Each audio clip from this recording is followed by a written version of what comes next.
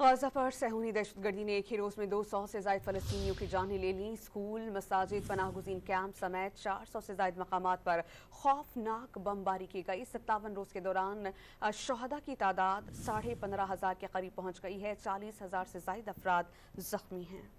غزہ پر صہیونی ریاست ایک بار پھر پوری قوت سے حملہ آور ہے۔ وحشیانہ بمباری، جنگ بندی کے دنوں کی کسر پوری کرنے کا جنون لگنے لگی۔ ایک ہی روز میں 400 سے زائد مقامات پر اندھا دھند بم برسائے گئے۔